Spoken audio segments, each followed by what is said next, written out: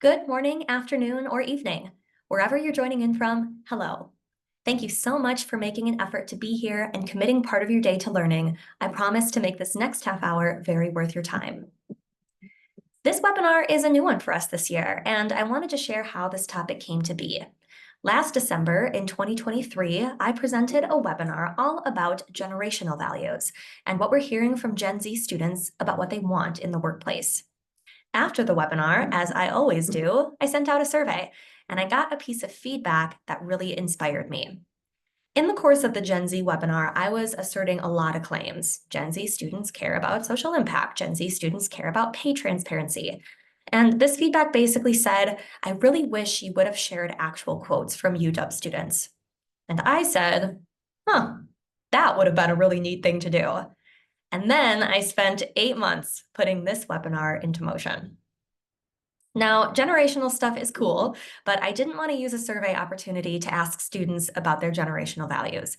To be frank, I wanted my Gen Z webinar just to start the conversation, and I wasn't interested in continuing it beyond that. But what I thought would be interesting is to ask students questions that would directly affect my day-to-day work, which is employer programming and recruiting events. So I put together a survey that would allow me to hear directly from Huskies so I could pick up some tidbits that would hopefully shape how I conducted my work and how I encourage you, the employer, to conduct yours. So today we'll discuss that survey design and then, of course, the results of that survey. Given some of the survey's limitations, I want to spend a little time comparing my data to some national data I've sourced.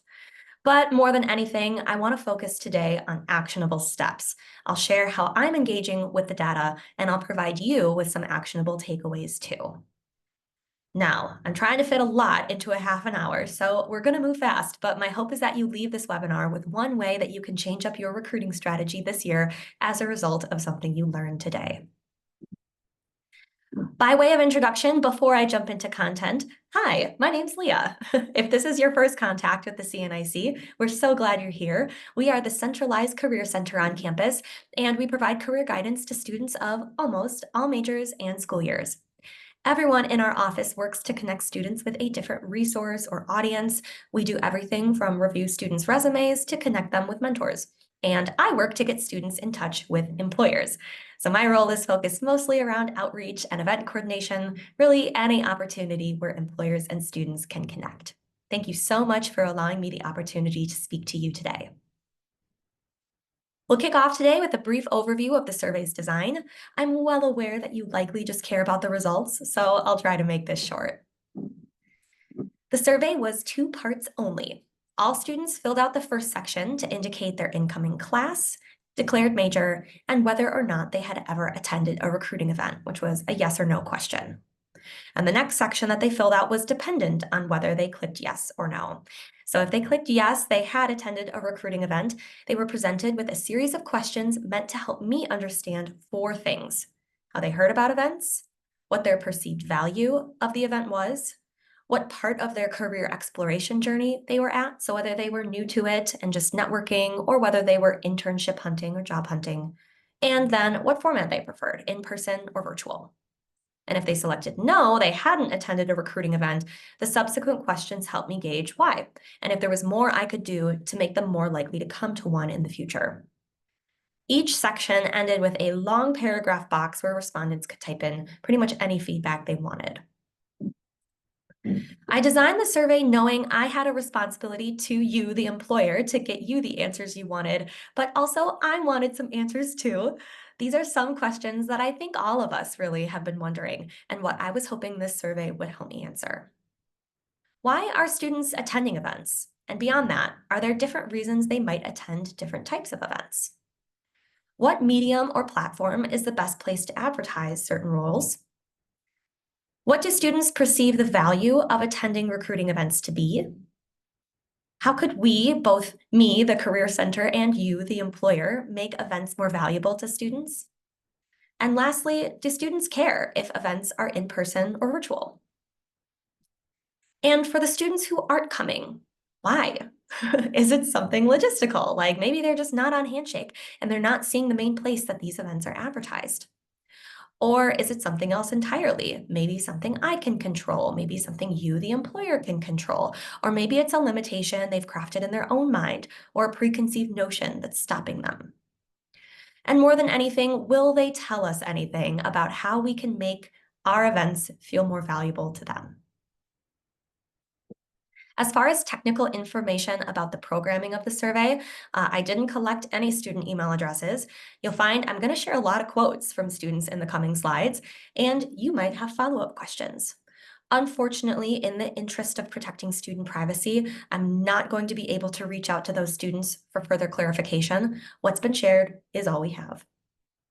The survey was intentionally very short. You might wish I'd asked more questions, but I kept it quick to entice students to fill it out. I sent it 4 times to a pool of roughly 5,000 unique students, and I received a grand total of 87 total responses. So this is hardly indicative of the entire UW student population. So I do want you to go into this knowing the response rate is small. I'd be dishonest if I tried to generalize it to all Huskies, but the answers I got were interesting, and I'll try and cite data in a way that's authentic to that data. All right, on to the meat and potatoes of today's presentation, the results. This data comes from section 1, the short and sweet section. We asked all students to fill out listing 3 questions: their incoming school year, their declared major, and whether or not they'd been to a recruiting event before. The majority of responses came from graduate students and alumni, totaling 57 for those 2 populations. Now remember, there were 87 responses total. The majority also came from STEM major paths, a lot of engineering, biosciences, computer sciences, etc. Only 9 were from non-STEM majors. And lastly, the majority had been to a recruiting event. Only 6 respondents had never. Let's hone in on these 6 respondents who have shamefully never come to a UW recruiting event. Just kidding. I wanted to know why they weren't coming. Again, like if they weren't seeing the events maybe, or if they'd consider attending if something were different. Again, something I could change, you, the employer, could change, or something more in their power to change. Multiple students said variations of this piece of feedback. By the way, everything that you see in these speech or thought bubbles is a direct quote. Okay, so as you can see, availability seems to be a problem. 2 students also indicated they just didn't have enough information. But interestingly enough, these students also indicated they had a Handshake account and they considered themselves to be active users. Another student wasn't ready to attend. They felt like they needed to be A, job hunting, and B, more prepared. And if I could paraphrase this last student, the final piece of feedback I received is that job fairs are overwhelming. I might even go so far so as to surmise that this student was saying job fairs are kind of pointless. This is a really interesting one that I'm going to come back to later, but as you can see, this student clearly had some preconceived notions about career fairs and their value. I want to spend the next few slides talking through the data I received from the 81 students who indicated, yes, they have attended a recruiting event at UW. Students were asked to indicate what types of events they've attended. Maybe unsurprisingly, the top type of events students are attending are in-person career fairs. Also, as you're digesting this, a little clarity on 2 categories you see listed here, if you can see my mouse circling around info sessions versus employer-hosted workshops. Info sessions are employer-hosted, but they're presentations about what it's like to work for a company, as opposed to employer-hosted workshops, wherein an employer might be presenting on a skill, like how to build your resume to work in tech. So they're company-focused info sessions, skill-focused workshops. So we're sort of getting a sense here as to what types of events are enticing students right now. Next, I asked students to identify with statements. Are you in a career exploration phase, a networking phase, an internship hunting phase, or a job hunting phase? Students could select multiple. Far and away, likely because most of the students who filled out this survey are grad students and alumni, most respondents indicated they're in a job hunting phase. So this gives you some insight into students' mindsets going into events. Remember, I was interested in knowing if we could maybe be advertising elsewhere? Well, in my case at the Career Center, maybe not. Students are mostly hearing about events on Handshake, and that's where I'm primarily conducting most of my marketing efforts. But let this be a vote of confidence for you. If you are not advertising on Handshake, you should be. As a bit of background color, I wanted to add in here too, I manage an email inbox here at the center. It's the CIC events email inbox, and I get a lot of employers in that inbox asking me, hey, Career and Internship Center, could you advertise my job to your students? My standard response is always to tell you to pass your job posting on to campus departments or relevant registered student organizations. So like if you ask me to advertise your teaching job, I'm going to put you in touch with the College of Education or advise you to look up teaching RSOs and send your job to them. And this is why students are a lot more likely to hear about your job from a campus department resource here in the second column than they are to hear about it from, say, a career advisor who's housed in my office. And that's in the fourth column. So if you're not doing that, this is another great reminder to start. When asked what event format students preferred, the majority said in-person for sure. You can see that represented in the purple. Only 10 respondents indicated they preferred virtual only in the gold, and 25 indicated they saw the value in both in the bright yellow. What's interesting is that these answers seem to match the recruiting forecast for employer behavior. So NACE, the National Association of Colleges and Employers, shared some national data that I'll reference a lot in today's webinar. And NACE says that most employers are planning to conduct between 75 and 90% of their recruiting efforts in person, and between 10 and 25% of their efforts will be virtual. This is about on par with what you see here. So what students say they prefer is actually already how employers are planning to recruit. So that's pretty cool. Next, I gave students 8 different factors they might prioritize when deciding to attend a recruiting event. They had to rank them in terms of importance. So most important would receive a 1, least important would receive an 8. I took all that information, found the average score of each factor, and then synthesized that data below so you could see their average order of importance. Here's how they ranked. Most important, if the event is tailored to my major or my field of work. Second, if I recognize the name of the company or companies who are attending. Third, if I think I'll get to network with attending employers face-to-face or give them my resume. Fourth, if the event is held at a time that doesn't conflict with my schedule. Fifth, if I feel adequately prepared, so I'm more likely to attend an event if I've got an updated resume or if I've practiced my elevator pitch. Sixth, if the employer is open to hiring international candidates. Seventh, if there'll be food served. And eighth, if my friends are available to come with me. So this is a little insight into the mind of a student and what's important to them. As a little asterisk, I asked a similar version of this question to the 6 students who didn't attend a recruiting event, basically asking them to rank these statements in order of what would make them more likely to attend. This ranking holds in their case as well. They have the exact same average order. And finally, I asked students to rank the value of recruiting events on a Likert scale. So, as you can see, I've got 15 who feel pretty negatively, 29 who are somewhere in the middle, and 37 who feel positively. I'd like to spend the next 3 slides sharing with you direct quotes from students across the Likert scale. We're going to start with bad news first. I have 5 speech bubbles I'm going to click through, and before I do, just remember, I didn't say these. Many students felt some variation of what this student had to say, which was basically distaste that some employers come to campus to brand, not necessarily to promote their open roles. Others felt that the recruiters who came to talk about the company were not often representing the open roles that students would be applying for. Some felt that career fairs were not friendly to international students, and this was kind of due to a mixture of things. Sometimes students felt there weren't enough jobs, or there was a mismatch between what Handshake said and what a recruiter told them. Speaking of a mismatch between Handshake and recruiters, lots of feedback that looked like this. Employers whose career fair registrations say, oh, we're hiring for full-time roles, or we're hiring for this type of major, and then students find out, we're actually not. Here's some feedback from me at the Career Center, a mismatch on advertising. Some students feel it's unfair of me to market a fair as open to all majors and all school years, when it's really not the best fit for some based on the roster of attending employers for that fair. In general, students are begging to have quality interactions with relevant employers. I think it's my job to define who's relevant, and it's your job to define who's quality or what's quality. More on that in a little bit. Shifting into students who gave us a 3 on the Likert scale, students were a little more compassionate with their answers in this realm, like this first one, which encapsulated a few students' feelings on first impressions and ghosting. It seems to say, okay, this doesn't happen every time, but when it does, I feel forgotten and I feel like the event was pointless.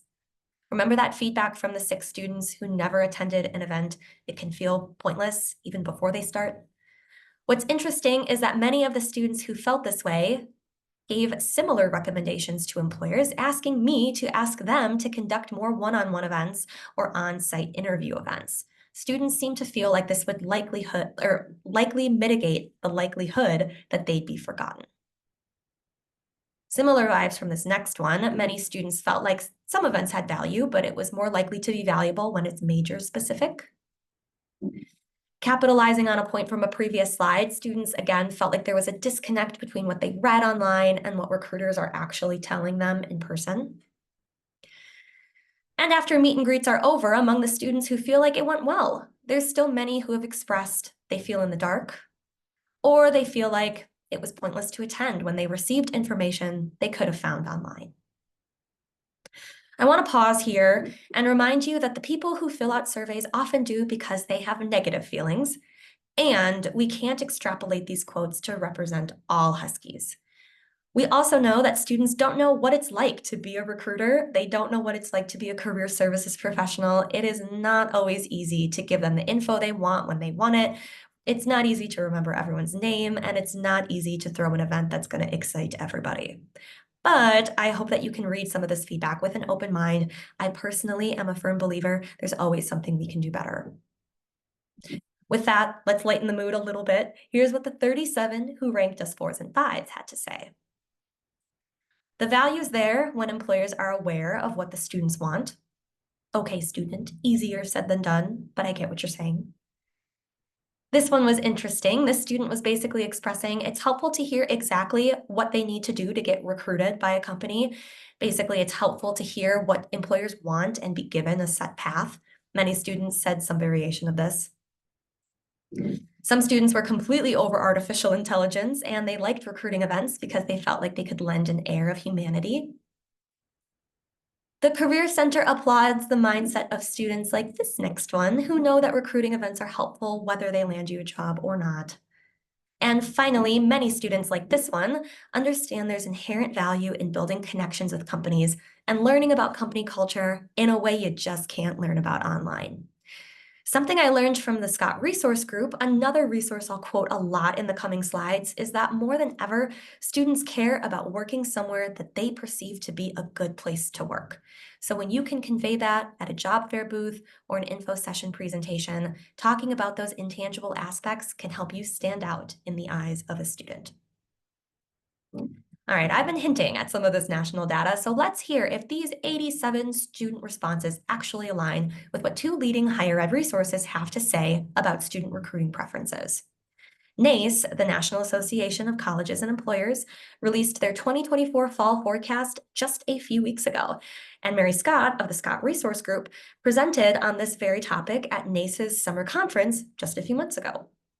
Unfortunately, due to copyright restrictions, I can't share their slides or fancy graphs with you in a way that's very visually appealing, but I'm going to paraphrase. And I've got 3 to go through. Confirm or deny. Given the pie chart we saw earlier, we think Huskies are more inclined to opt for in-person events. I think it's appropriate to confirm this. NACE is a little wiggly on it. Their student survey doesn't really ask the question outright, but it does say that most students are still conducting most of their job search efforts online.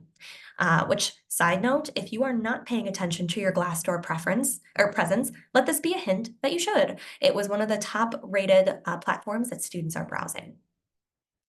But 89% of students, NACE says, are still attending events as part of their core job search strategies. And NACE also dropped that if they are attending in-person events, they prefer niche, major-specific ones. If they're attending virtual ones, they prefer virtual info sessions. Scott Resource Group had some more definitive thoughts on the value of in-person versus virtual events. Her survey found that students rated in-person recruiting events as good uses of time nearly 80% of the time. And they found virtual recruiting events to be good uses of time less than 20% of the time. All this to say, pay attention to your online presence, but students are ready for a post-pandemic world and they're embracing being in person. Okay, next of 3, confirm or deny. Huskies are ready for major specific events. Sure. I think my survey results are a little skewed. Remember, it was mostly filled out by STEM students, who I think by nature are served best by major specific fairs. NACE's results cited 67% of students say they'd be most likely to attend a major specific career fair out of all types of in-person recruiting events. But 45% still answered they'd be likely to attend a general campus-wide career fair. And I think we need to remember that all major fairs still serve a large portion of our student population that's not STEM focused. These are still important. The Scott Resource Group didn't ask this question outright, but they did ask students what they wanted out of recruiting events. And I think students' top expectations speak to the need for major specific event formatting pretty well. Students say they want to learn what they're actually going to do at a company, and this feels like info that could sometimes be more easily transmitted at a tailored event. And the final confirm or deny, the second rate factor in my student priorities list, students care about the company name and reputation. Kinda, but I'm gonna deny that it's the top dog. Students actually care a lot about something else. And I alluded to this earlier. Students care if a company is perceived to be a good place to work. 90% of students agreed that this factor would influence their decision to attend an event, while only 60% felt that reputation would influence their attendance. Now, I say only 60%, but 60% is still in the majority. We know it's important, but it's just less important than being a good place to work. So let this be a vote of confidence if you've been letting this hold you back from attending. Small names can still be great places to work and can still draw a really good crowd. So why listen to what 87 Huskies have to say? Well, because it matters to me and hopefully to you. I've got 2 sections left. One of them is going to focus on how we're aligning as a center to better serve students, which should clear the line of sight for you and also excite you for some programming to come for the new year. And my final section will focus on what I think you should do about all I've shared so far. I like to think that this webinar was a pretty good start. We only know how we can change if we ask. So I asked, and by tuning into this webinar, you've asked. And because we've asked, now we get to figure out where to go from here. Remember the speech bubble from the neutral student who wished employers would conduct more interviews or one-on-one sessions on campus? Now, obviously, I can't book these reservations on your behalf, but I've been trying to put pointed reminders to use these rooms in my newsletters to you. Students want major and interest community specific events. Now, my office is the centralized career center. As such, we can't pivot all of our general career fairs to major specific ones. We leave that work to our decentralized offices. And we know that there's still 45% of students who want to attend generalized career fairs. But we are doing more to focus on student populations that need a little extra help finding roles. And that's where our new Career Connections event comes in. They're based on our center's interest communities, so not necessarily majors, but major adjacent, and we're hosting one per quarter this year. They're all sold out, and we're excited to conduct this pilot. And we have included an element of major sorting at our career fairs. Again, we're not interested in making them niche, but we are interested in giving students a hand at quickly disseminating what employers are right for them. We introduced these back at our April fair. They're job boards that I personally arts and crafts together that display what employers are right for certain interest communities. So if you're a student at a fair looking for a job relevant to the physical and life sciences interest community, you would see all of the relevant attending employers displayed underneath that. Note for you, fill out your handshake registrations thoroughly, link your jobs, make sure that the way that your industry is categorized is correct. I use that to make these job boards. And finally, we want to support our international students now more than ever. And part of that support comes with educating you, the employer, on things like OPT, CPT, visa sponsorship, etc. We've been collaborating with the International Student Services Office on webinar content, and we'll be excited to present an employer education webinar on this topic in January 2025. Now, there were some requests that students had made that our office simply cannot support at this time, and I wanted to be fully transparent with you all on some of those things, as well as reasons as to why we can't support them. Several requests for things like after hours, weekend, or multi-day events. These mostly came from students who complained about availability. Simply speaking, we don't have the resources, staff, or budget to work beyond our current scope. Lots of requests from students asking us to sort of democratize employer entries into career fairs. So this looks like, only let in 5 engineering booths, 5 nonprofit booths, 5 marketing booths. The fact of the matter is it's not easy for us to classify booths that way. Never mind that different employers have different recruiting cycles, and it makes more sense to let companies in when they're hiring the most. Our center operates on what is essentially a first-come, first-served basis, and it is likely to stay that way. And lastly, lots of requests for international student career fairs.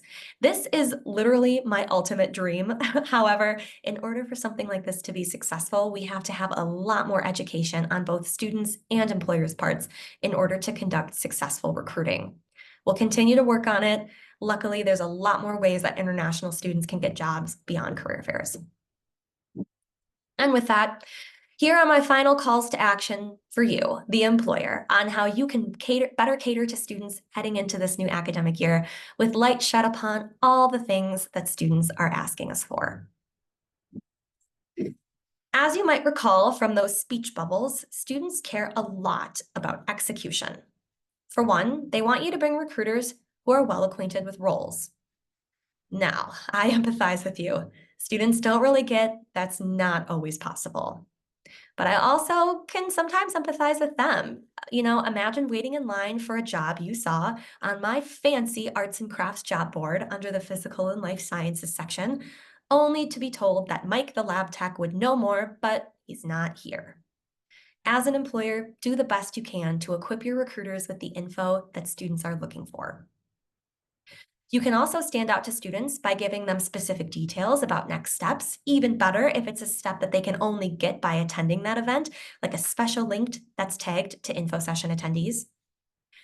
And lastly, if you are sending emails to students on Handshake and then not replying when they reply, that is poor execution. Students wish you wouldn't do that. This next list of steps starts before the recruiting event, but I thought it was wise to mention a few ways that you can make your job posting more transparent. Students will feel more secure, and you can stand out to them by being clear about what you want and what you expect. Students will also feel more secure in attending events if you link your job posting to your event registration. Hopefully it makes sense that if a student sees that you're attending a career fair, that they would want to research you, right? Linking your job postings makes it easy for them. And lastly, if you do link a job posting to your event registration, please be clear on what you or your registered has programmed in, especially when it comes to international student policies. It is very easy to click, yes, we accept CPT to bypass that question when you don't realize how many students actually rely on that information when deciding what events to attend. Next suggestion, you could consider pairing your event day with a follow-up interview event. A lot of employers will choose to attend a career fair or host an info session. So instead of a Q&A session at the end in the last 5 minutes, how about asking students to sign up for a 15-minute one-on-one slot with you tomorrow, where you can answer their questions individually, and you could maybe even pre-screen them for a role. And to get in front of students who are not happy with availability, remember that you don't have to do these types of events through us. You can reach out directly to RSOs for after-hours events. A lot of student orgs meet around, say, 7 p.m., and working one-on-one with an RSO leader is a great way to get in touch with students at a time when many are available. And lastly, we've talked a lot about in-person recruiting today, but I'd be remiss if I didn't mention our faithful friend, the virtual platform. Availability looks different for everyone, and we have a really significant number of commuter and alumni Huskies who rely on the computer to get in touch with you. And while only 12.3% of our 87 respondents preferred virtual, remember that 30.9% saw the value in both types of events. Virtual events are a great way for students to hear about life in the field. Maybe, Mike, the lab tech, isn't a member of your in-person recruiting team, but he might have an hour free on a Tuesday when he can talk to students about his job, right? Students want connection, and we can't discount the power of virtual fairs and events to give us that.